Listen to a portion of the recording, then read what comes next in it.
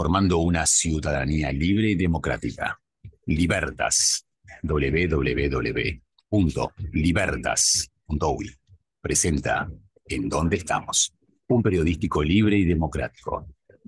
De lunes a viernes, a partir de las 10 a.m. Buen día, República Oriental del Uruguay. Espero te encuentres bien. Día lunes, ya un día lunes del mes de agosto. Bueno, recomenzando en la semana esta tarea periodística que nos convoca de lunes a viernes a un montón de ciudadanos uruguayos. Digamos que hay una ciudadanía uruguaya que se siente convocada por lo que acá vamos tratando, por lo que intentamos desarrollar y especialmente por lo que intentamos explicarnos a nosotros mismos respecto a lo que sucede en el Uruguay y en el mundo, en lo que hace a la actividad, a la sociología y digamos que a la realidad institucional, política, jurídica y, por cierto, también económica. Pero que hay aspectos sustanciales en nuestro país y en el mundo, inclusive en la región, que hacen a la vida institucional de nuestros países. Inclusive si agudizás un poquito más los sentidos, decís, bueno, ya tenemos que entrar a hablar de la sociología jurídica de nuestros países, de la sociología institucional o política, la ciencia política aplicada al análisis de lo que está sucediendo en nuestro país, por ejemplo. País en el cual, bueno, se reconoce que hay que amnistiar a un grupo de personas que atentaron contra el Estado, por ejemplo, que fueron revolucionarios de armas tomar, que atravesaron 3 períodos democráticos, desestabilizando las instituciones democráticas precisamente, y en el contexto de una guerra fría, pero que fueron, digamos que perdonados por el Estado a partir de una ley llamada la Ley de Amnistía, inclusive con reparatoria patrimonial, etcétera. Y por el otro lado, se concluía que había que ir por el lado de una, valga la redundancia, por el lado de una ley de caducidad de la pretensión punitiva del Estado. Así se hizo, el Estado renunció a su pretensión procesal como un modo, bueno, de, digamos, de garantizar el decoro, la paz, la tranquilidad social y a su vez, por esa vía oblicua, perdonar a quienes en aquel momento tuvieron que gobernar el país en una confrontación armada. Era el contexto de una guerra fría, en esa guerra fría se daban distintas guerras de baja intensidad. ¿Qué quiere decir esto? Que eran guerras localizadas, focalizadas, que no tenían una repercusión a un nivel nacional tan visible y tampoco a nivel internacional, pero tenían una repercusión muy fuerte a nivel institucional.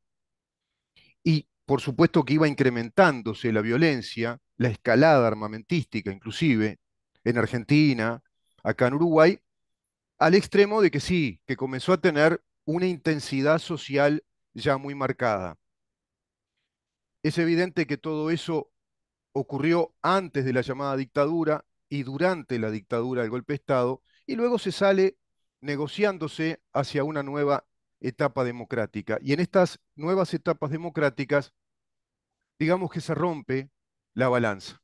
Los platillos se desequilibran porque esa ley de caducidad es derogada precisamente por un gobierno de quien participó en esa guerra, de quien formó parte de aquellos grupos terroristas que atentaron contra las instituciones del país, pero que además secuestraron personas, que forzaron a la privación de libertad, que tuvieron cárceles clandestinas, que desplegaron procedimientos de tortura, que hicieron atentados, que detonaron bombas, mataron muchas personas, efectos o daños colaterales, un montón.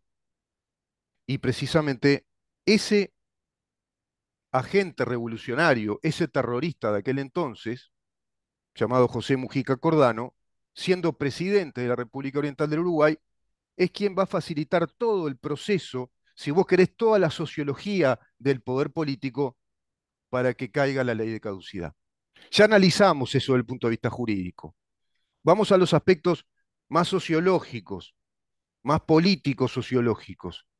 Todo eso que en definitiva fue un invento lo de la presentación del recurso de inconstitucionalidad de la ley a través de una fiscal como Gianse y que la Suprema Corte de Justicia de aquel entonces le otorga razón a esa acción de inconstitucionalidad y Mujica desactivando 80 casos que estaban protegidos por la ley de caducidad y que luego se derogue la ley de caducidad. Todo eso en definitiva fue una suerte de parodia intentando de algún modo invisibilizar un proceso revolucionario.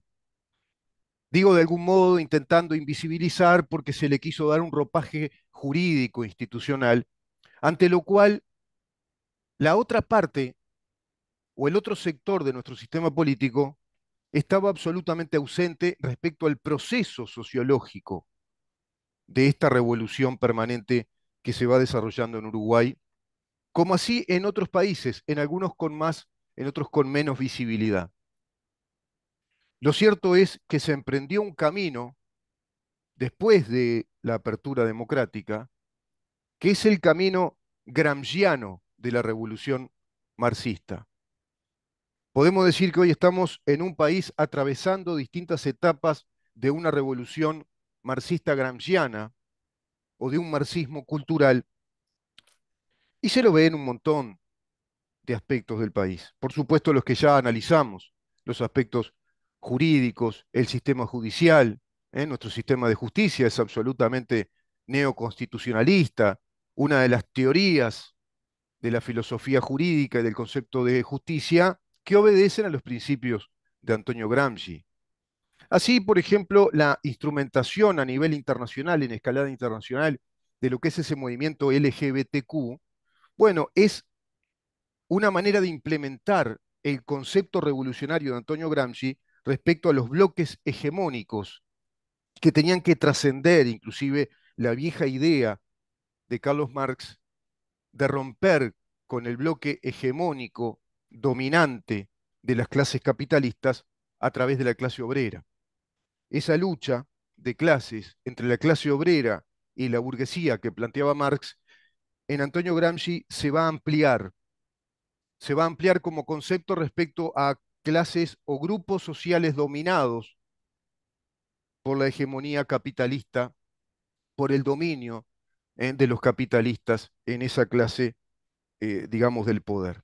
Y a partir de ese concepto del bloque hegemónico, concepto gramsciano, bueno, según este concepto, el poder de las clases dominantes sobre el proletariado y todas las clases sometidas en el modo de producción capitalista, dice Antonio Gramsci, no está dado simplemente por el control de los aparatos represivos del Estado, pues si así lo fuera, dicho poder sería relativamente fácil de derrocar.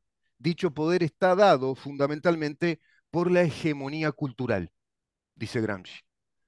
Gramsci concebía que todos los principios, las ideas de nuestras sociedades democráticas, es decir, la sociedad democrática liberal, con la democracia representativa, la libre expresión, la libertad del pensamiento, la alternancia en el poder, la actividad parlamentaria, de la discusión, que se va a liberar cuando los ingleses descubren que los periódicos tenían que entrometerse con la actividad legislativa que antes era secreta, por ejemplo, cuando se va a liberar los movimientos sociales a través de la sociedad abierta occidental que por ensayo y error va modificando aspectos que eran realmente nefastos para el desarrollo de las sociedades desde sus revoluciones industriales, tecnológicas, como por ejemplo la ley de las 8 horas, el derecho a la sindicalización, la igualdad de derechos entre la mujer y el hombre.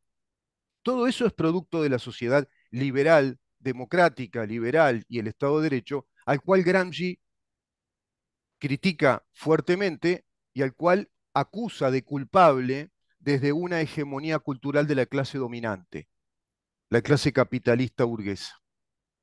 Por lo tanto, él plantea que se debe desarrollar una revolución con elementos morales e intelectuales que sean las herramientas para esos sujetos revolucionarios y agentes revolucionarios y evidentemente ir instalando lo que él llamaba los bloques de hegemonía cultural. Y esos bloques de hegemonía cultural que las clases dominantes logran ejercer sobre las clases sometidas, dice Gramsci, lo hacen a través del control del sistema educativo. Lo hacen a través del control del sistema educativo, de las instituciones religiosas y de los medios de comunicación. Este tema, bloque hegemónico, que primero no es dominante, dice Gramsci, sino que es hegemónico, ese bloque hegemónico que va a ser la dirección hacia ese dominio, tiene que desarrollarse cooptando el sistema educativo de las clases dominantes, los medios de comunicación y tirar abajo todo precepto religioso, descalificar las religiones. Esos tres aspectos obedecen también a aquel materialismo dialéctico que Gramsci toma como instrumento conceptual para desarrollar otro instrumento que es ir por el lado de la revolución cultural, precisamente a través del sistema educativo, los medios de comunicación y tirar abajo la religión, por supuesto, para transformar al Estado. Y esa transformación del Estado, él la va a llamar la revolución pacífica, porque ¿en dónde se va a dar? Se va a dar en el curso de generaciones que van a ser cooptadas, van a ser enseñadas en ese proceso revolucionario a través del sistema educativo, que van a ser apartadas, alejadas de los valores religiosos, y a su vez van a estar nutridas permanentemente en esa retroalimentación de medios de comunicación que van a legitimar, perdón, socialmente lo que se instala como un proceso cultural, ético, moral, revolucionario, según Gramsci. Esa es la revolución cultural. Y dentro de esa revolución cultural se va a permear rápidamente, dice Gramsci, el sistema institucional del Estado, es decir, la estructura jurídica del Estado la van a cambiar. Y a partir de ahí, de ese cambio de la estructura jurídica del Estado, del orden jurídico del Estado, en Uruguay ya lo vemos, y digamos que en aspectos sustanciales de la vida institucional, jurídica, como Estado de Derecho, que es el sistema de justicia, con estas fiscalías plenipotenciarias, con bueno, una concentración de atribuciones impresionantes, bajo la concepción jurídica de los derechos de los más vulnerables, de los sometidos por el régimen capitalista y patriarcal, y de ahí los delitos de género, por ejemplo, la prioridad que la mujer tiene también en la presunción de veracidad de su testimonio o su denuncia ante algún presunto delito de género contra la mujer, la Fiscalía de Lesa Humanidad, que es una gangrena que sigue y no para, porque se instaló en nuestro país que durante la dictadura se cometieron crímenes de lesa humanidad y quienes atentaron contra el Estado cometieron crímenes comunes, por lo tanto los que atentaron contra el Estado, los que torturaron, los que privaron de libertad, los que mataron, los que robaron, los que desestabilizaron y provocaron el terror en la sociedad uruguaya, atravesando tres periodos democráticos para desestabilizar precisamente a las instituciones. Bueno, esos fueron considerados criminales comunes por esta Fiscalía de Lesa Humanidad. Y por supuesto por aquel gobierno ya de José Mujica en adelante. Y por todo el sistema político uruguayo que es cómplice respecto a este concepto de la historia uruguaya. El concepto de la historia uruguaya que nos indica que grupos revolucionarios apadrinados por la Unión Soviética y Cuba para tirar abajo el régimen que ellos consideran burgués capitalista, bueno, fueron perdonados. En cambio, quienes se vieron en la obligación, porque así se lo encomendó la Asamblea General a las Fuerzas Armadas a través de la Ley de la Seguridad Nacional, bueno, hoy están tratados como criminales de lesa humanidad. Por supuesto que pervirtiendo un montón de aspectos sustanciales del derecho uruguayo, de la estructura jurídica y de los principios jurídicos de un Estado de Derecho, como por ejemplo la irrevocabilidad de una renuncia procesal, ley de caducidad. Por ejemplo, cuando quisieron ir incluso por el lado del referéndum, plebiscito, ¿para qué? para derogarla. Bueno, es inderogable. Desde el punto de vista legal, se traduce irrevocabilidad de la renuncia, que es un acto unilateral que el Estado hizo, como inderogabilidad de esa ley. Por ejemplo, desconocen el pacto político y social entre la ley de amnistía y la ley de caducidad. Aducen de que esta ley de caducidad es ilegal porque se dio en un proceso democrático muy débil, que no era plena democracia, dado que tenía líderes proscriptos. Ahora salen con ese tema. Pero resulta que los líderes proscriptos, y nada más y nada menos que Wilson Ferrer Aldunate, fue el patrocinante de la ley de caducidad a través del diseño jurídico que elaboraron Claudio Williman y Sturla, los doctores Williman y Sturla. Aceptado esto por Wilson Ferrer Aldunate, quien patrocinó esta ley. Y lo mismo hizo Liber Seregni. Por lo tanto, no tiene ningún asidero, siquiera ese, digamos, muy leve argumento o pseudo argumento jurídico político. Lo cierto es que vamos atravesando distintas etapas de esta revolución marxista gramsciana en el Uruguay. No se agota este tema en una fiscalía como la de Ricardo Percivale, que, bueno, hace marchar presos a un montón de veteranos, de ancianos, que en aquel momento fueron en su mayoría subordinados al poder de turno, que cumplían órdenes y que hoy, bajo este revanchismo ideológico de este hombre, se sigue en la pesquisa de supuestos delitos de lesa humanidad. Muchos dirán, hoy escuchaba a un periodista, bueno, esto hay que seguir para adelante, yo pienso que ahora se fueron de mambo, hay que parar con esto. Parece que hay un montón de uruguayos que no entienden.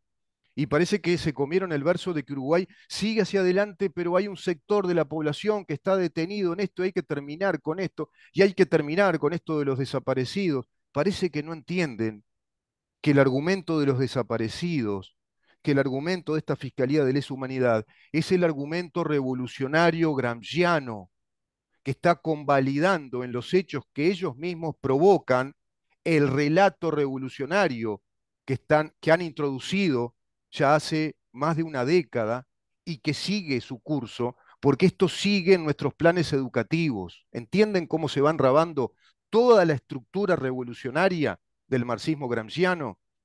¿Por qué? Porque la Internacional Comunista sabe hacia dónde va. La Internacional Comunista sabe cómo disfrazarse y cómo instalar esta revolución pacífica, decía Gramsci. ¿Por qué pacífica? Porque se está dando por dentro, desde dentro del Estado. Y el Estado, como tiene el monopolio de la fuerza y de algún modo ante las masas el monopolio de la autoridad, si vos querés, moral, desde el oficialismo, las masas inconsultamente quedan sometidas a lo que el oficialismo dice respecto a estos temas. Y el oficialismo lo dice desde la tribuna política, desde la omisión respecto a esto, desde la no derogación de esa fiscalía aberrante de lesa humanidad, desde el no salir a hablar esto que estamos hablando en este programa a la opinión pública, como jefe de Estado y de gobierno, quien hoy detenta esa jefatura, que es el presidente de la República, supuestamente formando parte de un bloque político que no obedece a esta revolución socialista, marxista, gramsciana, rumbo al comunismo, que es el socialismo del siglo XXI, ya instalado desde Venezuela y desde el grupo del Foro de San Pablo. Todos los grupos de izquierda que están trabajando fuertemente, orgánicamente, desde la organicidad de la ideología revolucionaria, con todos sus teóricos, todos por supuesto neomarxistas o postmarxistas, desde la teoría gramsciana, desde Ernesto Laclau en adelante. Evidentemente, ese sector político del país, como los sectores políticos de otros países, de nuestros países en Latinoamérica, y pasa lo mismo en Europa, esto no lo vieron porque siquiera saben lo que son, siquiera tienen idea de que esto es una organización internacional desde lo doctrinario, desde la teoría, para l'ordine nuovo, que decía Gramsci. Y hoy se habla del nuevo orden mundial, porque el comunismo es internacionalista. Gramsci dice que hay que tirar abajo el concepto de patria, de nación, porque eso va dominando la voluntad del obrero, del trabajador y de todas las clases dominadas, vulneradas por el capitalismo dominante. Eso que se introduce en el LGBTQ+, todas las clases dominadas, las minorías étnicas, por ejemplo, la mujer, las lesbianas, los transexuales, los homosexuales, los extraños, los rebeldes, los pedófilos y quién sabe cuánto más vendrá. Todo eso ya nucleado en esa gran bandera multicolor para ellos que es la revolución cultural gramsciana. Y del otro lado, como los de este gobierno, no entienden eso. Seguramente, hasta cuando escuchen a alguien, como en este caso a mí, hasta pensarán con torpe capacidad de análisis, este es un loquito paranoico. No es así. Bueno, es así. Y los hechos van demostrando que es así. Y no se puede desactivar porque del otro lado no hay quienes entiendan que se trata de esto y que obedecen a principios también filosóficos, si vos querés, doctrinarios, de una democracia liberal y un Estado de derecho liberal que asume la ancestralidad milenaria del ius naturalismo como la base fundamental para comprender a la ciencia jurídica y que se convierta en instrumento legal de un Estado de derecho, y que se entienda que es una república desde lo que fundamentó, por ejemplo, Montesquieu, que se entienda qué significa un Estado liberal democrático, republicano de derecho, desde la Revolución norteamericana y la Declaratoria de Filadelfia, como tantas declaratorias paralelas a la de Filadelfia. Quien no entienda eso, quien no entienda cómo funciona el capitalismo según sus leyes, quien no entienda por lo menos la base de la teoría económica del capitalismo liberal, quien no entienda lo que es una sociedad abierta, que no entienda que el capitalismo, incluso en su avance industrial tecnológico, es el que más exige que no hayan clases dominadas, porque no le sirve a una sociedad que quiera desarrollarse tener clases dominadas, tener, digamos que sometidos, sino que todo lo contrario, está universalmente formulado por ese principio jurídico rector, que incluso antes que jurídico es filosófico, que es el principio de igualdad ante la ley, la isonomía legal o jurídica. Al ser todos iguales ante la ley ya está todo dicho y debemos propender a ser cada vez mejores porque seremos reconocidos incluso por nuestros talentos y virtudes. No habla el liberalismo de lucha de clases ni de clases sociales unas dominadas por otras, sino que sí se entiende que hay distintos estamentos o clases sociales que están en un juego libre de crecimiento intelectual, de libertad de expresión, de educación laica, abierta, universal, incluso obligatoria. El Estado está obligado a brindar un sistema educativo en la etapa primaria y secundaria, como es nuestro país. Por lo tanto, ¿en dónde están los elementos de la lucha de clases en un Estado liberal como el que prescribe nuestra Constitución? ¿En dónde está? Si a lo que propende, lo que formula, lo que prescribe es la igualdad ante la ley y la posibilidad abierta de que tengamos distingos por nuestros talentos y virtudes. Pero como eso no se aplica, porque todos caen en la trampa del comunismo internacional y terminan negociando con los comunistas internacionales que introducen estos modelos aberrantes desde la lógica, desde el purismo de la concepción democrática liberal. Es imposible convivir con quien no es el adversario político, no es el contendiente político, sino que es el enemigo político del sistema democrático liberal. Y eso Uruguay, su sistema político, el de una parte, el que no es marxista, supuestamente, el que no es comunista, supuestamente, no lo entendió. Y convalida, naturaliza inclusive aberraciones como haber derogado una ley inderogable, una renuncia procesal, rompiendo la seguridad jurídica, la estabilidad jurídica, la previsibilidad. y con una aberración como una Fiscalía de Lesa Humanidad que aplica retroactivamente un delito que no existía en el pasado, que rompe con los principios penales de la irretroactividad de la ley penal más grave o inexistente, derecho penal vigente en nuestro país, artículo 15 del Código Penal, un fiscal de lesa humanidad que advierte que siguen las investigaciones y que va a caer más gente presa, y así sucesivamente llevarlo esto al plano educativo o al sector de la educación, llevarlo esto al sector de las relaciones laborales y el sindicalismo único, corporativista, y te das cuenta que el sistema político uruguayo no entendió nada, no entendió nada.